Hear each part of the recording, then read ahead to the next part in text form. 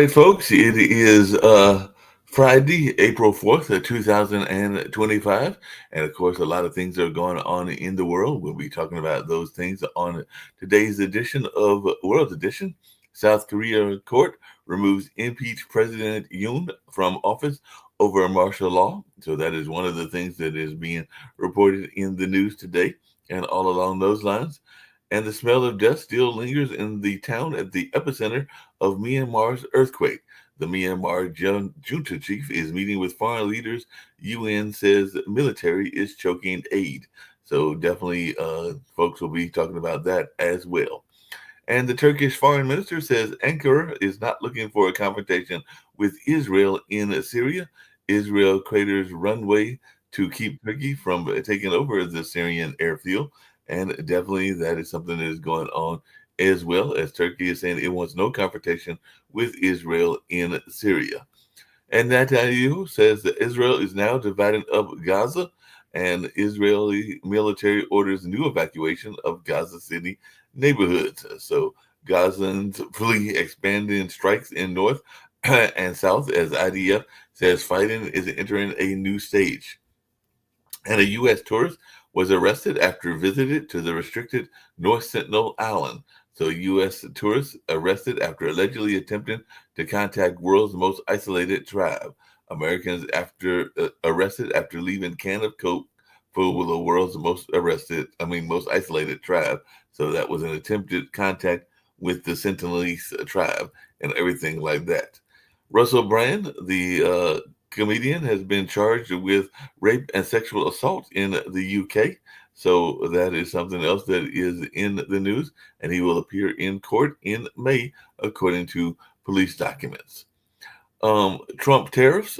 Some people are wondering. I did hear Stephen Colbert make a joke about it, how an island of penguins and seals ended up on the list, but Russia did not face any tariffs. So definitely a polar bear inhabited island or islands that were affected by Trump's tariffs.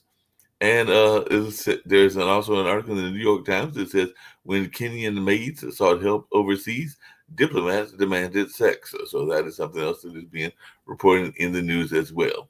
And Trump publicly backs France's far right figurehead Le Pen after her conviction, and it's called for Marine Le Pen to be freed. And Musk and Vance and Trump voiced their support for the French far right leader. And in India's parliament, they passed a Muslim land bill after fierce debate, and apparently that was a controversial Muslim property law. So India's opposition says they will challenge the Muslim property bills in the top courts in that land. And Trump speaks to Orban and Netanyahu on Hungary's withdrawal from ICC. So definitely that is something else that is being covered in the news as well. And Syria condemns Israeli strikes as tensions rise over Turkey. And Israel steps up Syria's strikes, says Turkey aims for protectorate. So definitely that's something going on as well. And IDF kills Hamas commander Hassan Farhat in a Lebanon strike. So looks like another one of their leaders has been killed in one of those strikes as well. And Trump's biggest fear in West Asia apparently is China. So apparently, in the article in The Economist, they're saying how America could end up making China great again. So definitely, some folks are saying, like in the NPR report, a beacon or a roulette. Chinese American watchers see opportunities and pitfalls. And tariff troubles overshadow U.S. olive branch at NATO. So Rubio visits NATO amid European alarm over Trump's agenda. So Secretary Rubio news conference at NATO headquarters in Brussels, and we'll see what he had to say. Maybe some other folks got some reports as to what was said at that news conference. And thousands march against gangs in Haiti as the Vatican is notified of the murder of two nuns in that area. So, like I said, a lot's going on in various parts of the world. Let's see what's happening in the United States, and then I'll bring up my fellow panelists and see what they've got going on as well. Trump fires National Security Agency Director Ha, sources say.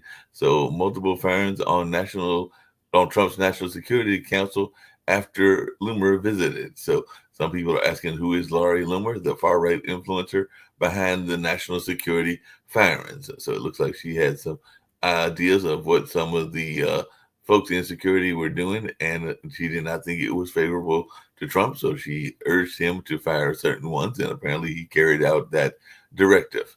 The Dow drops 1,000 points, crushed for a second day on fears that Trump has ignited a trade war. So Trump's tariffs sparked global trade war and all along those lines. And it looks like the stock market and the Dow, the S&P 500, and the Nasdaq have all cratered after China's tariffs turn up the trade war heat, and all in that way. So definitely that is something we're seeing as well. And Trump tariff turmoil overshadows the budget rescue. So House Republicans bash Senate's Trump agenda blueprint, saying this is offensive. So we'll see how this all goes out. And Trump's tariffs put India and its struggling economy at a crossroads.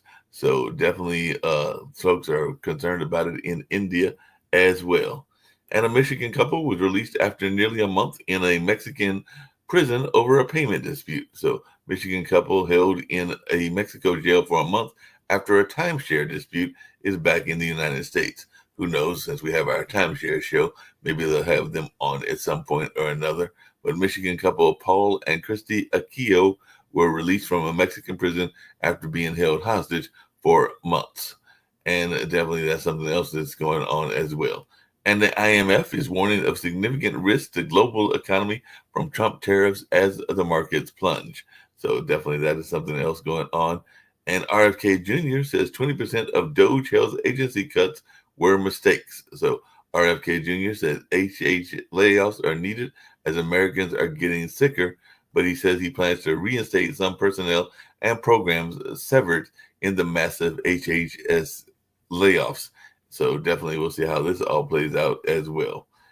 And apparently, according to one report that was out there, there's a notion that I guess President Trump had said that groceries was a word that I guess was in his mind not being used as much as it used to be and everything like that. So he was trying to make it seem as if it was an obsolete word.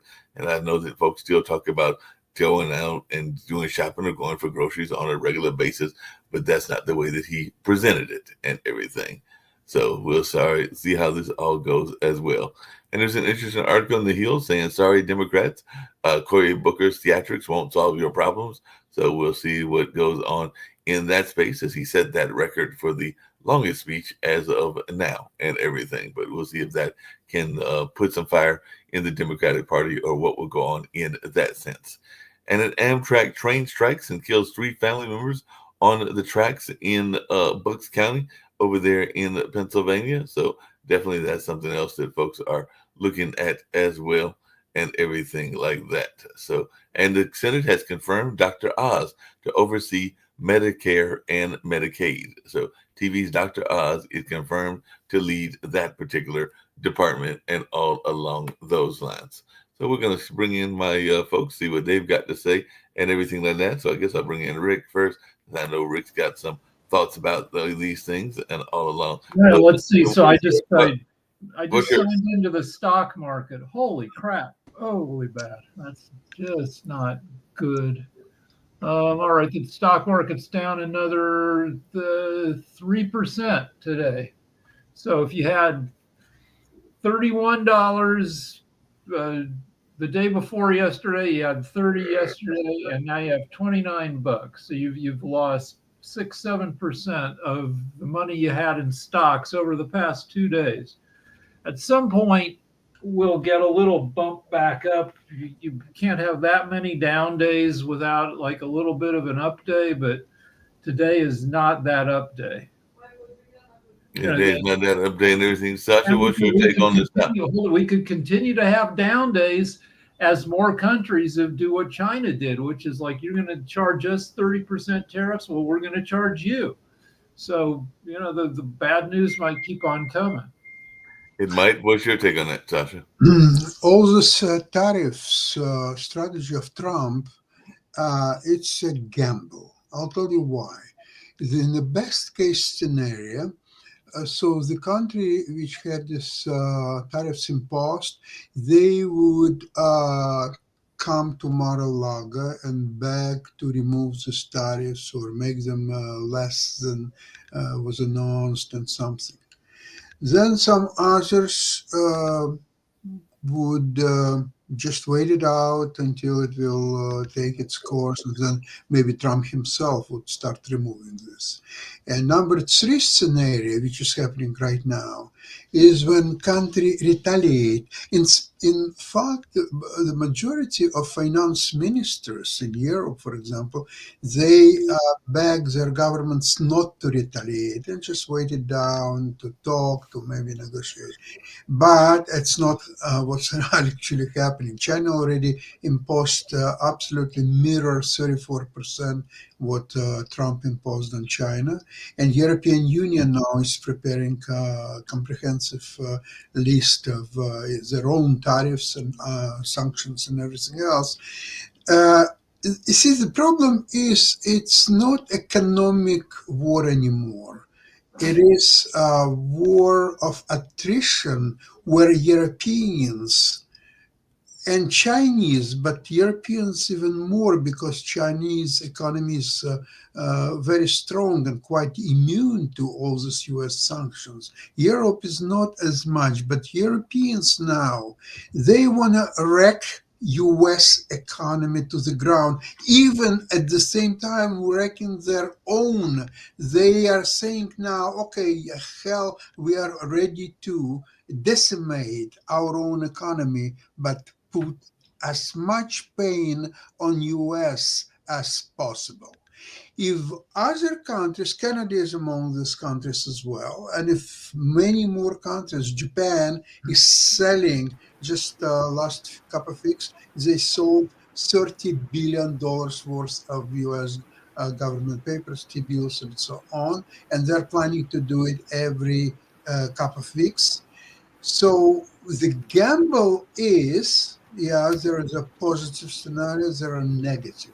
The negative scenario may lead even to boycott of US by all countries in the world. How about that? What US is going to do in this case? Rick, what are your thoughts? It's we get 10, 11, 12% of our economy is exports, imports, and that's not small.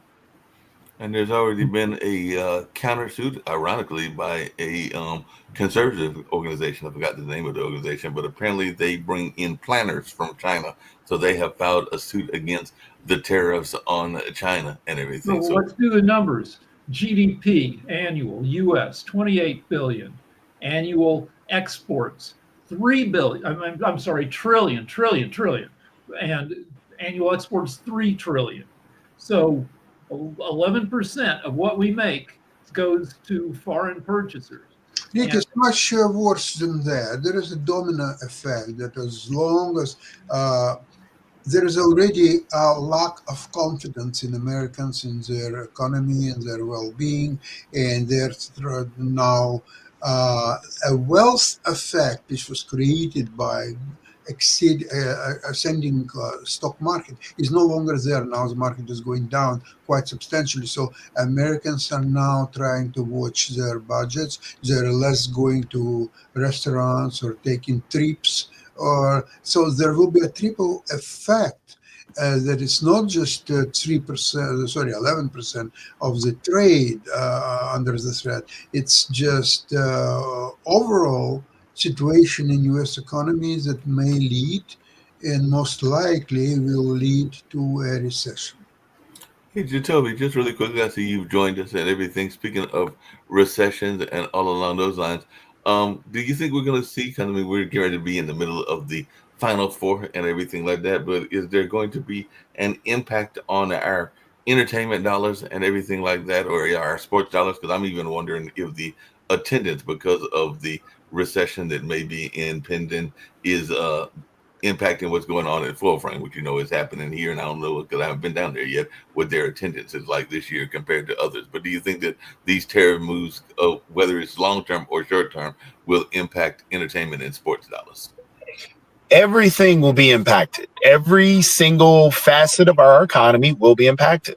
That's what happens with a recession. What is it? JP Morgan Chase has already said that we're up to a 60% chance of having a recession.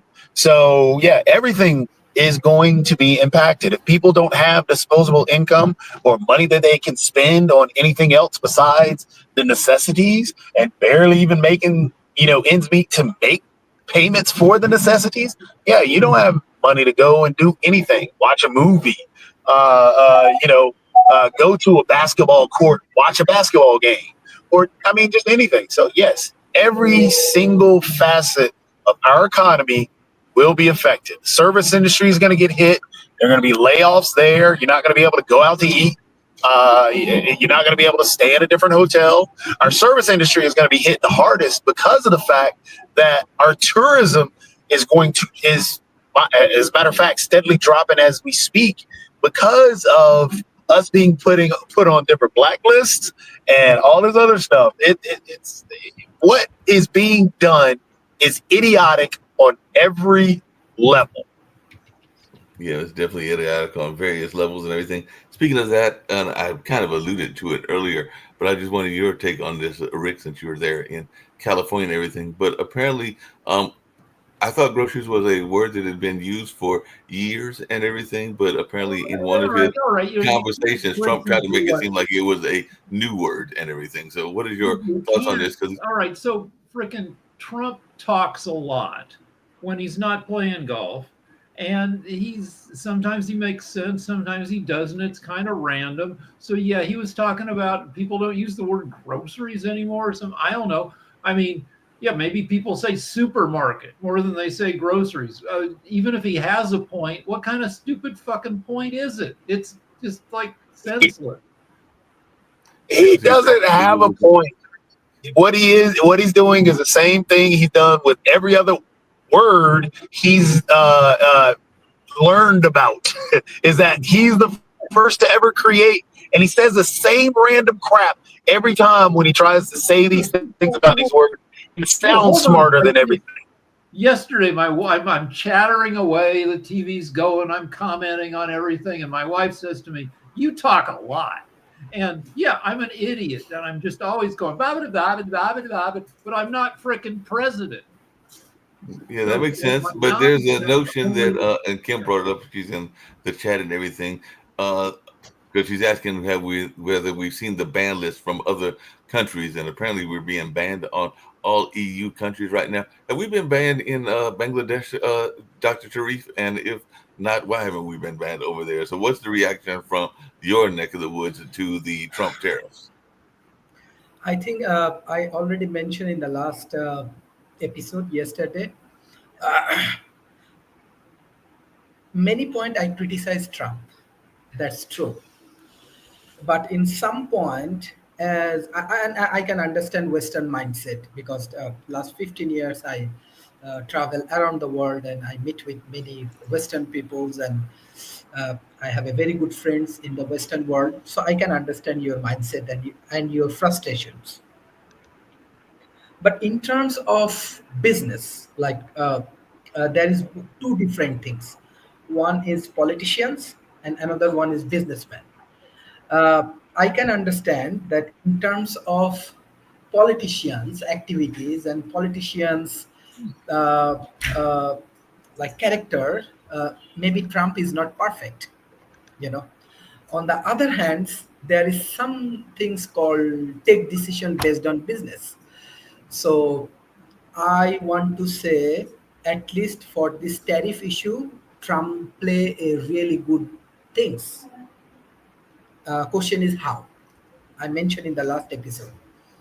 Let's focus on Bangladesh tax and tariff things. Emerging economy, I can understand, because around the world it has corruption and everything. Emerging economy corruption is high. And if you select top three things of the corruptions, tax and customs may be top three place where actually corruption is happen. Let's say if just a few months ago I came from USA, so I find my wife or my business communities, they like many things from USA. And honestly speaking, the price of USA compared to Bangladesh is lower. So in that situations, why the prices go up in Bangladesh, US products? Because of this tariff. Maybe Bangladesh has 67, 70%, whatever it is, tariff imposed for US products. Why the Bangladeshi customs or policymaker do these things? Honestly speaking, never a politician will mention these things. But those who strongly engage with business, we can understand. Because this is for corruption. Let's say I buy $1 million product from USA, I have to pay 67% or 70% tariff. On the other hand, if I go under the table, which is very popular in emerging economy, maybe I pay $30,000 or whatever it is, and it's done. But now, as Bangladesh has heavily dependency with USA, right? Because our garment sectors, we have strong engagement with US market or European market. So now the pressure group, like our business community, go and push to the policymaker, no, you have to reduce the tariff on USA products. And I think the negotiation will start. I think Trump doing these things because he want to remove this business barrier. And then these situations, I think, come. Already our chief advisor, Dr. Mohammad Yunus, said we will negotiate with USA. And this is first time. This is first time. Even Bill Clinton, he visit Bangladesh and he's a very good friends of Dr. Mohammad Yunus and Sheikh Hasina and all of the things. Any politician take these things. It's very challenging, I can understand. But if the 60 or 70 countries, please, I finish, then I will listen to you. Sorry. I'm just sharing my experience. Yeah. And so if it's imposed, I think Trump want to invite everyone in the negotiation table. Even though, if I want to start any negotiation with USA, I go for, let's say, food diplomacy. Example, our recent government show a good example of how they can reduce the price of food. But I know few states in USA, they produce lot of agricultural food and other things. So maybe Bangladesh can buy foods, and when the tariff and everything goes low, and our food production, our food price go down. On the other hand, then we can discuss with USA. Okay, then you help us. We want to export our garments product in USA. Maybe you do not like my comments. Maybe you do not like my comments, but I'm confident through this process, the tariff will go in a win-win situations for everyone. And many corruption, you have to understand, around $5.9 trillion corruption happen every year around the world. $5.9 trillion. Its total GDP is 5%. So it will play a role. At least I can say I am not expert of USA, but I am expert of Bangladesh or emerging economy. I'm sure this is the way of reducing the corruption in tax and tariff and other places. Thank you. I want to listen from Mr. Rick. So wars and recessions act like temporary vaccinations against doing stupid shit. And then we forget. So, World War II happened. Then we haven't had, a major war since. We've had lots of minor wars. But we've kind of forgotten what a recession is like. The last major recession we had was 2007, 2008, lasted a year and a half. It was bad. A ton of people lost their homes.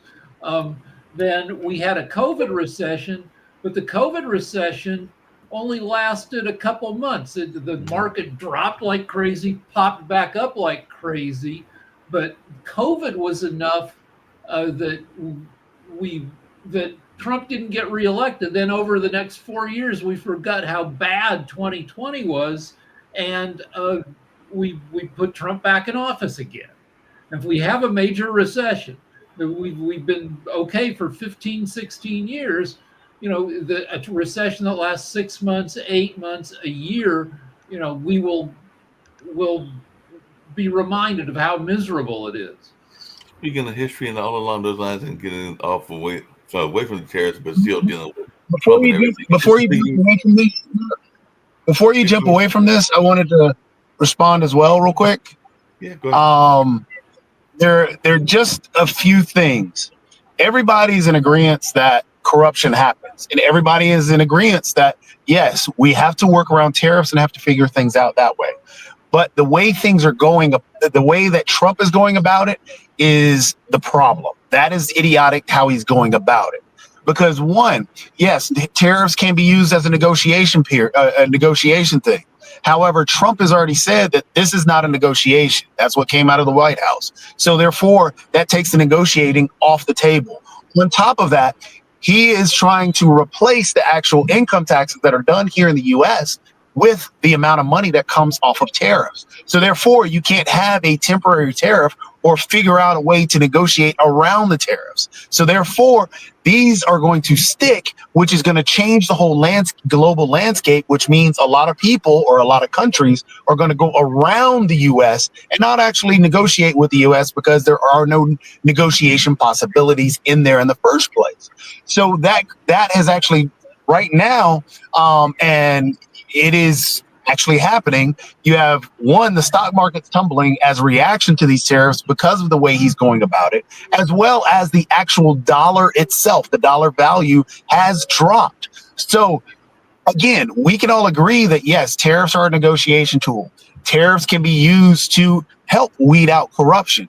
Tariffs are not a replacement for taxes, but that's what he's trying to do. Tariffs have to be used as a surgical tool, as a way to actually pinpoint particular areas that you can affect different countries, but not as a blanket tariff. And also the way he came about the actual numbers that he did was a made up number. He did not actually utilize the actual tariff evaluation numbers that they use to come up with the actual tariff valuations. He created a whole other process that makes absolutely no sense. So again, we can agree that things have to be done a particular way and can be used in a particular way to create a solution for corruption. But this is not it. And what he's doing is just completely wrong. In sports, there's a thing called an unforced error. Most errors in sports happen because of circumstances that, you've got a professional who's been playing for 20 years, but even so, they would have had to be, they're dealing with a bunch, the ball, the sun gets in their eyes, the ball hits like a bad place in the turf, takes a bad skip. And yeah, they maybe should have been able to deal with it, but there was a reason for the error. An unforced error is that much worse, where it's at normal circumstances and the guy for some reason just throws the ball over somebody's head, and that's what we have here. An unfortunate, like with the recession of 2008, there was a reason for it. It was because we've been giving lousy mortgages to millions of people who couldn't afford to pay them for years. And the COVID recession. Well, COVID caused the recession. Nothing caused this except Trump's stupidity. The economy was humming along with historically low unemployment numbers. Our economy was the best in the world among developed nations, and he had some reasons, but really when I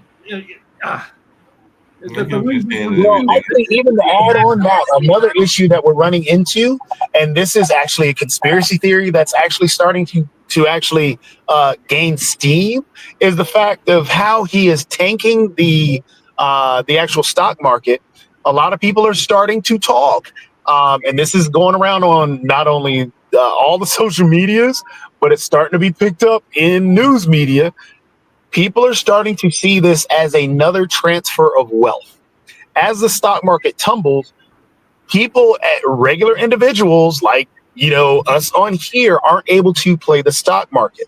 However, billionaires can. So the way that the tariffs went just a few months ago, well, actually just a few weeks ago, when Trump decided to say, I'm going to announce tariffs, the stock market tumbled then too. But then as soon as he reversed course, the stock market jumped.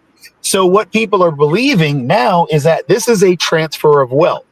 As the stock market continues to tumble, who's buying up those stocks? And then if Trump goes ahead and reverses course, those individuals that played the stock market at this time are going to now become trillionaires and no longer billionaires. So Warren Buffett, one of America's most smartest,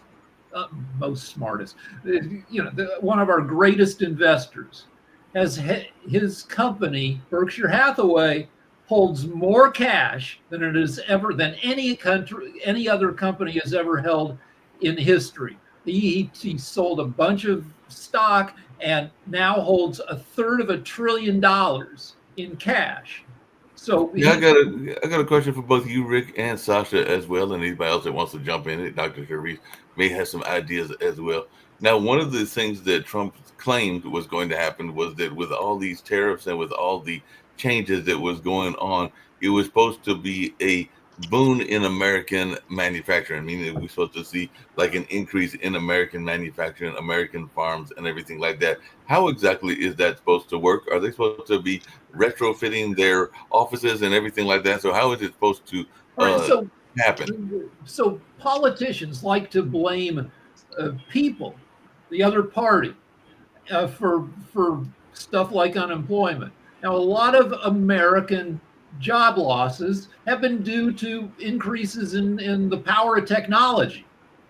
And so messing around with tariffs, what will maybe return some jobs to the US, but most of the jobs lost were not lost because of economic policies. They were lost to technology. Well, that's what I'm saying. The way to make jobs is for the U.S. to invest in technology and education, and instead of engaging in trade wars. But I guess what I'm asking is a lot of the jobs that were lost in industries that I don't think will ever come back, like here in the Carolinas, textiles and tobacco are really going to come back. Yeah. Those jobs are not coming back. Those jobs were gone. 120 years ago, 90% of American jobs were farming, agriculture. Now it's 2% because of machinery and technology. You don't need 50 million people walking behind mules to plow. But even with technology, you need money to invest in the business, and that's what I'm trying to get. If we are crashing in a recession, how are you going to create the jobs? So here's the crazy thing, and this is where, again, what this administration is doing is completely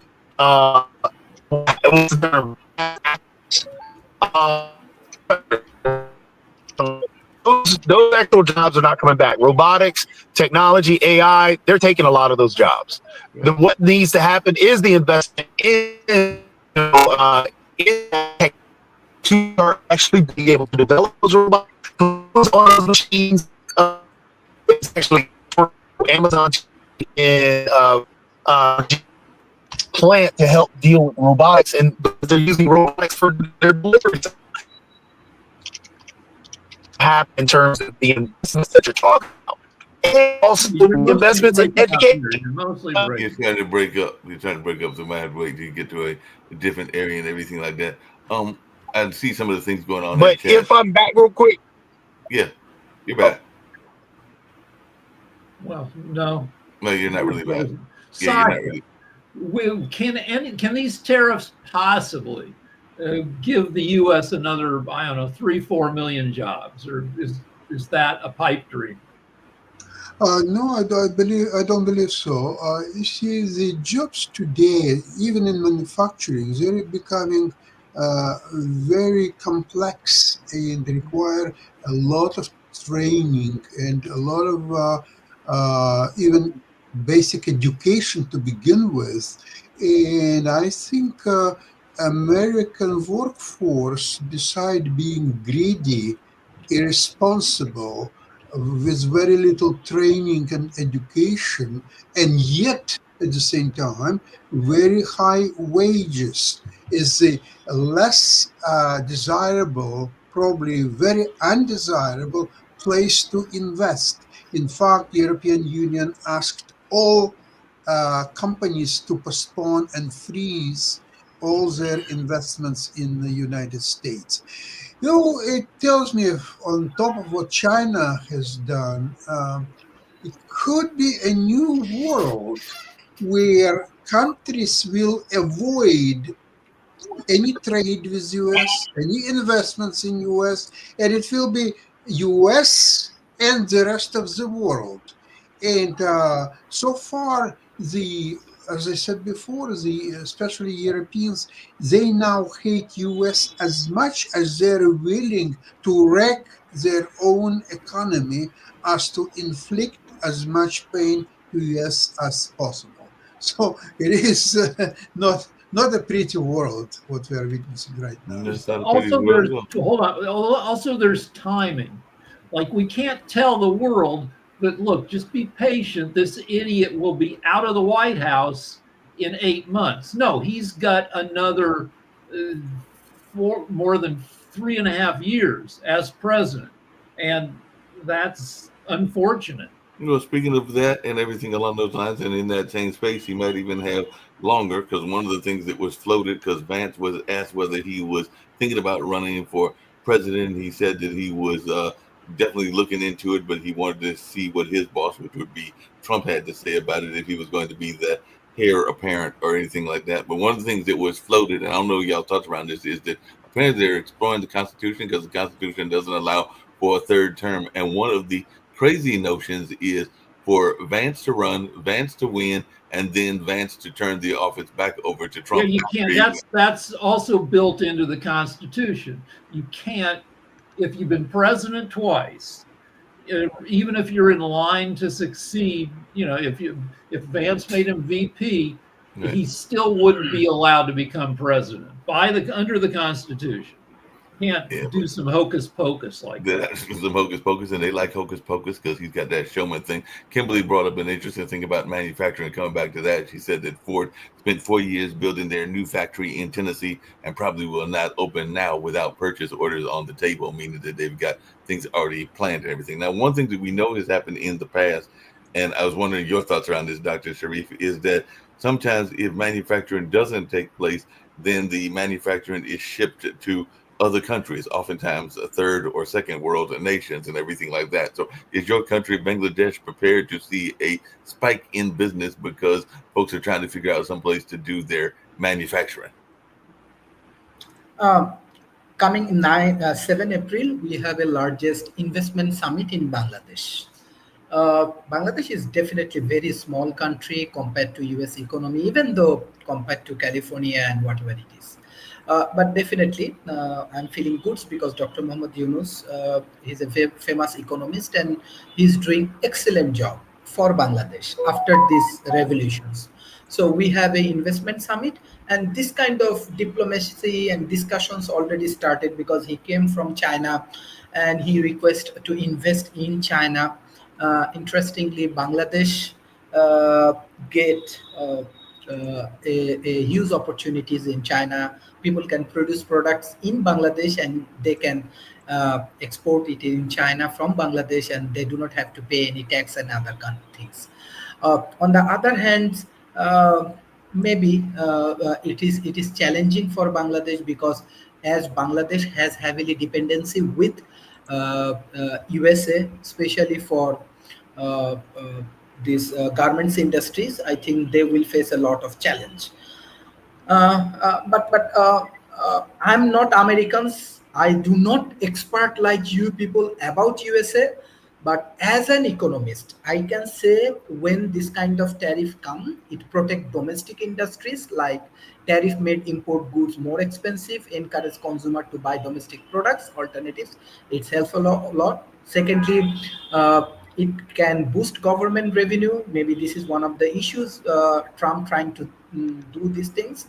The government collect tariff revenue, which can be used for fund infrastructure, social program, and economic development. Maybe they can use it for their manufacturing things inside USA, and this way, this domestic job may grow in an effective way, and how I see, because and even I do not know much previously about these tariff issues. When Trump declared, I can understand, but it can reduce the trade deflicts with 60 different countries, and I believe that national security and strategy industry can be improved. Tariff on industries like semiconductor, defense, energy help maintain domestic production capacity, reduce dependency on foreign countries. It can help your modern science, engineering, and technology innovation in USA. Uh, but definitely, I'm not American. I do not know everything about USA. You people know better than me. What I know as an economist, as I travel a lot around the world, I can predict, I can understand different cultures. That is No, my we opinion. appreciate that. I had a quick question for Sasha. I did see your hand, Rick, and everything. But one of the things I know was going back and forth in the chat, and we do have the Modern Investment Show that is run by you, Sasha, and everything. So, is this a buy market or a sit and wait market? How would you do in terms of stock and everything, Sasha? What's happening right now is a separation of investors with their money. So the market will continue to go down until there will be blood on the streets. When you start reading articles that somebody jumped out of the window because he had a margin call and he lost everything, or she, and people will liquidate their accounts or whatever is left there at any price whatsoever. So therefore, professionals today, they are waiting for complete capitulation, for complete washout. People must submit their account. And see, because you keep your account in a brokerage houses, so they have all documentation, they have all knowledge of how many investors, how much money they have, what kind of margin calls they're getting, or so on. So they're gauging the timing of when the bloodbath will finally spill blood on the street. That is getting there. It's not there yet because people are not capitulating. People are holding their cash. As I said many times, the rule of late William O'Neill: if you lose 7% of your position or account, it doesn't matter what, sell, then ask the question. Don't even think that, well, maybe there will be a recovery, maybe there will be this or that. No, you sell, and then you analyze what's happening, and maybe it will start recovery, so you will buy it back. But first you must stop bleeding. Stop bleeding you can do only by selling. So therefore, even today, believe it or not, it's not late to sell. It's late, of course, to be truthful, but market still could go down. Furthermore, there could be probably some recovery, very temporary, very small.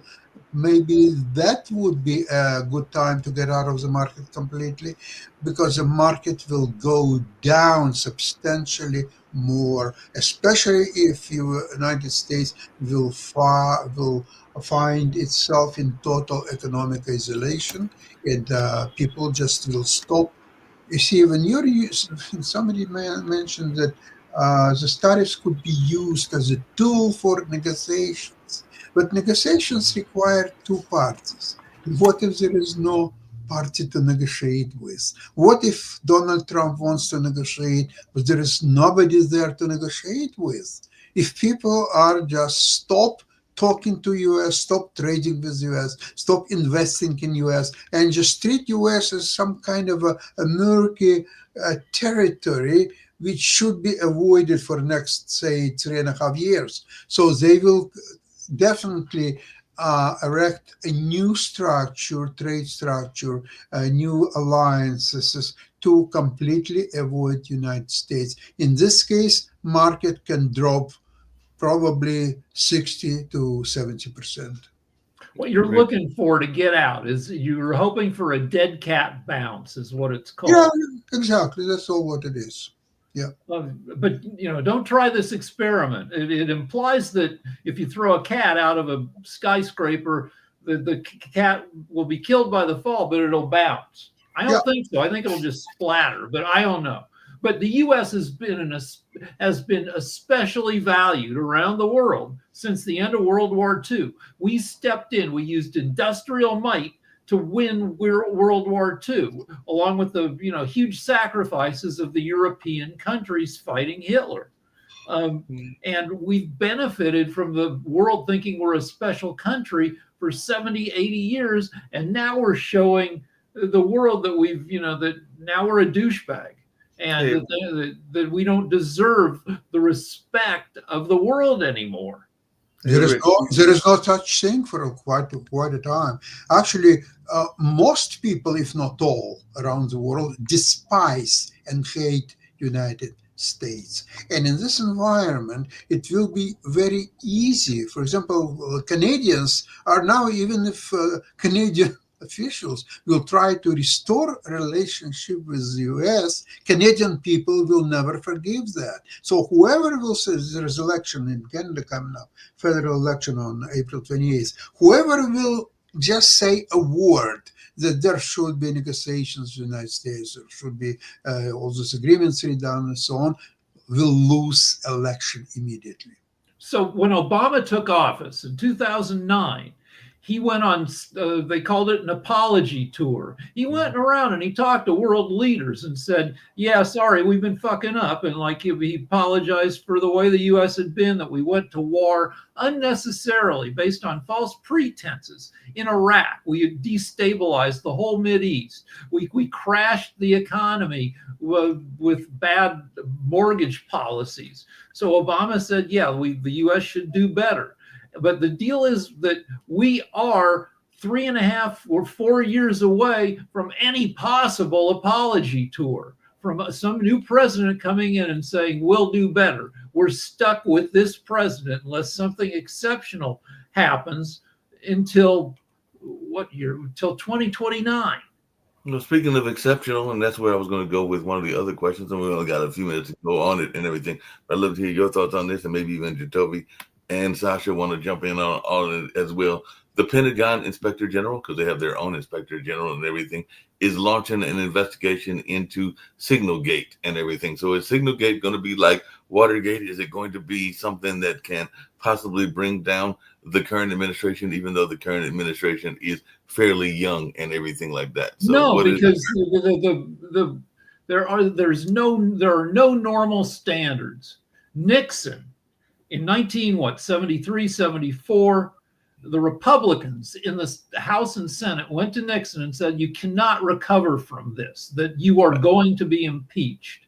And Nixon's who's a lifelong politician, said, you're right, I'm going to resign. Now, Trump doesn't give a shit if he gets impeached. He loves getting impeached. His base loves it. And so, no, there's no recourse. And things have been done about Signalgate. Trump fired some people, not the right people, some minor people over to the side because he talked to a right-wing lunatic named Laura Loomer. You got to Google Laura Loomer. Loomer is a crazy... No, Laura Loomer is back in the news today because apparently Laura Loomer is the reason that several national security advisors were fired, because she had a hit list where she felt that they were not doing what Trump wanted them to do. So she had a meeting with Trump, I think it was yesterday, and suggested certain folks get fired, and apparently they've been fired. So Trump is listening to a crazy person. Laura Loomer, a few years ago, back before Twitter was X, she got kicked off of Twitter for saying a bunch of crazy, not true stuff, and maybe racist stuff. And the way she dealt with that was she went to Twitter headquarters in San Francisco and handcuffed herself to the doors of Twitter. And this lunatic is the one who's advising Trump on who to fire. Yes, that is who is advising Trump and everything Sasha, we still got a few more minutes before we get over to the Ukraine show and everything. What is your take on this notion of whether Trump can be taken out of office by a scandal of some sort or another?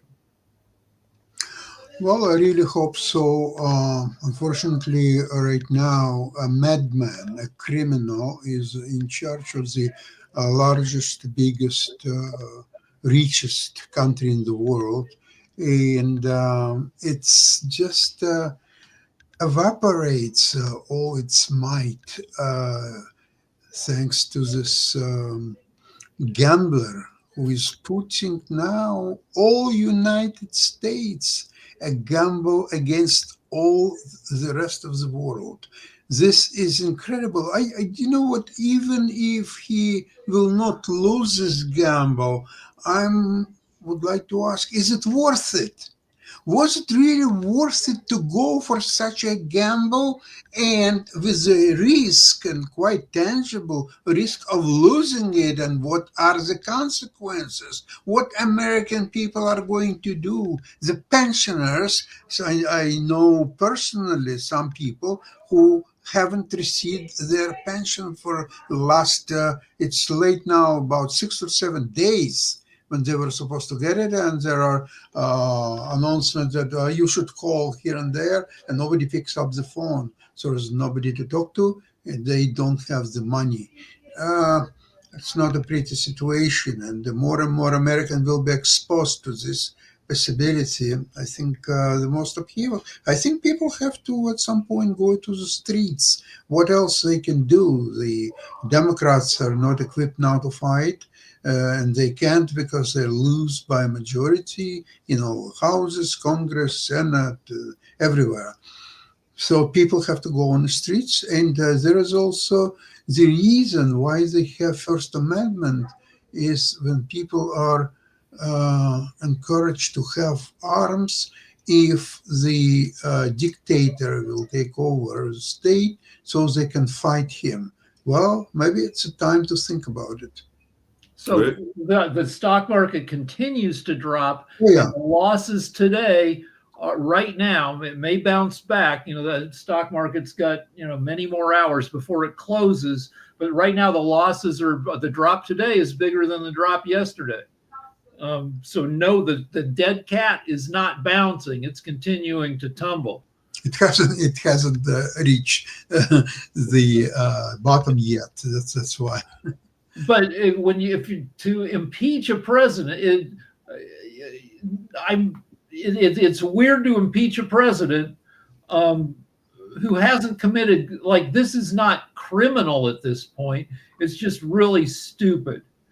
But I know we're going to go shortly and everything, but Kimberly was asking, and I don't know the answer to this: who will buy TikTok? Will it be Facebook? Will it be somebody else? So, what's our thoughts around TikTok, and is somebody going to buy it? Because I know there was that whole negotiations around what Trump wanted and everything like that. So, do you see anybody out there that could possibly be willing to buy TikTok? Someone said Elon put a bid in on it. I thought Amazon was in the running, but I'm pretty sure that there will be a lot of companies willing to buy it. But yeah, she said that Elon put a bid on it and Amazon did bid. So Jeff Bezos and Elon are having a war of their own as to who can have TikTok and everything like that. And those are two powerful individuals. So either one of them could possibly get it. What's your take on that, Jacoby? Trump wants Elon to buy it because he's trying to gift Elon anything he can, because Elon gave him $300 million and bought the presidency. That's simple as that. So no deal is going to happen.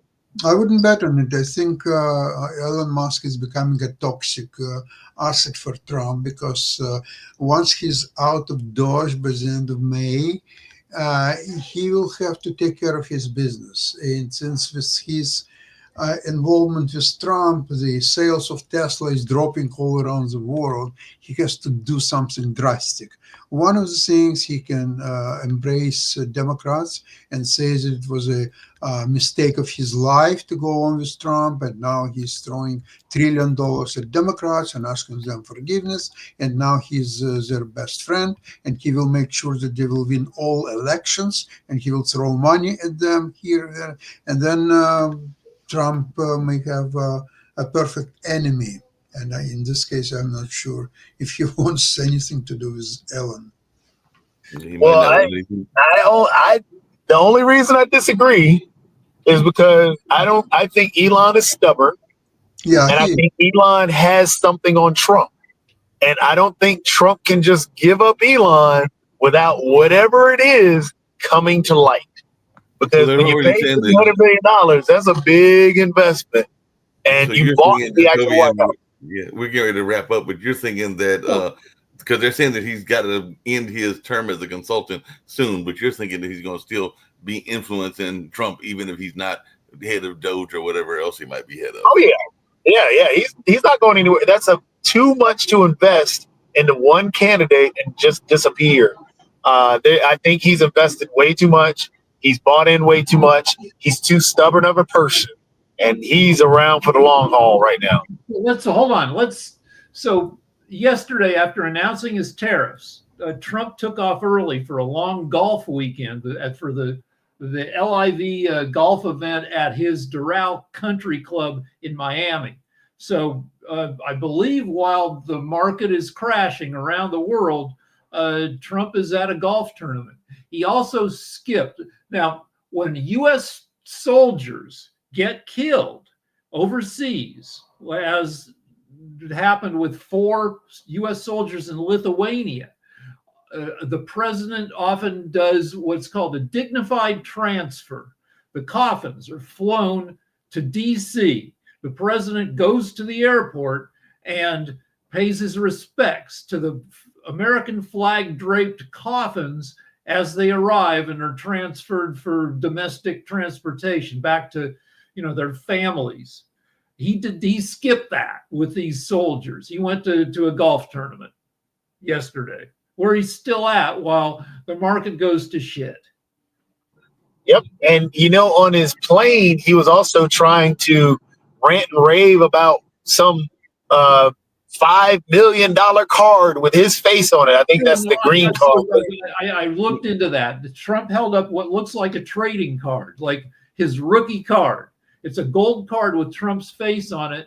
And he said, you can have this card for $5 million. And it turns out what that card is, you buy that card, you give Trump or the government $5 million. It comes with citizenship. If you're a rich foreigner, you can buy citizenship for $5 million. Hey, speaking of ranting and raving and everything like that, because we're going to end this show and get ready to start the Ukraine show and everything, but Trump made it to the Super Bowl, and all along those lines, there's a major event in a Republican stronghold state. So this is just a question for both of you. Will Trump try to make it to the Final Four this weekend, whether it's on either Saturday or Monday, or is that too much of a risk for him? Because it is a Republican stronghold, the Texas is. That's not his sport. I don't think so. Golf is his sport. Football probably is probably polls a little bit redder than basketball. I would agree with that. So that's probably where he'll be waiting for the next sports event that's in his realm. On that note, we're going to get on out of here so I can get Sasha started and everything. And I'll see you fine gentlemen on next week and everything like that. So y'all have a good one. You too. Bye. Thank you.